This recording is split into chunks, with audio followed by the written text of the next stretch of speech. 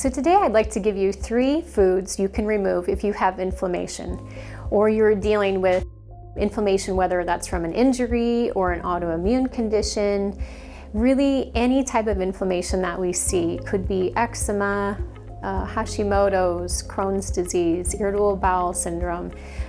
Inflammation comes in so many forms, but the 3 foods that we always would recommend, especially during an inflammatory response, would be anything that has gluten in it, anything that has dairy, and refined sugar. And I know that's very sad for some people to hear that.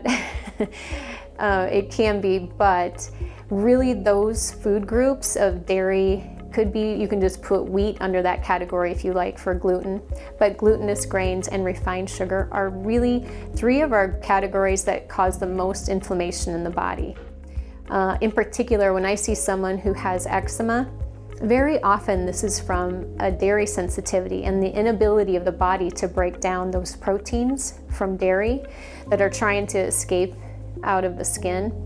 And whether you remove dairy and you try it for a week or 2 weeks, really to have a full effect to see if this is going to be the driver of something like inflammation or psoriasis, you need to remove that for about 2 months. So if you remove dairy and your eczema doesn't clear up after 2 months, then we would look at, okay, what else is going on in there? What's the driver behind this? What's trying to get out of the body? But eczema is just one example. We notice with anyone with any type of autoimmune condition across the board, whether also people who have, I just thought of interstitial cystitis, which is a problem for a lot of women. And when we remove gluten, even if they don't think they have a gluten sensitivity, there have been many studies where across the board 100% of women felt better. So oftentimes we're not aware that we are reacting to gluten or dairy or even the refined sugar until we can give our body a break. And I really encourage people to try to remove those for at least 2 months if you can, and just see how much inflammation goes down, see how much the pain goes down. Refined sugar in particular is it's acidic, but it robs our body of our minerals and our B vitamins in particular.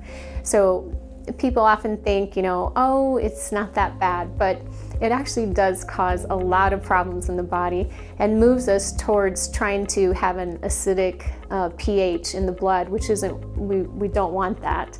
We don't want too alkaline either. We have to keep it pretty tight between 7.35 and 7.45. But when we are constantly bombarding our body with things like sugar, we're not helping our body. We're creating more work for it.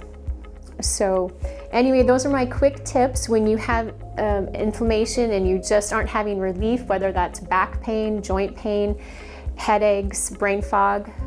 Try removing those 3 things for a significant period of time, and I'll be shocked if you don't see big improvements. And if I may help you in any way on your health journey, please feel free to call the Okoboji Wellness Clinic.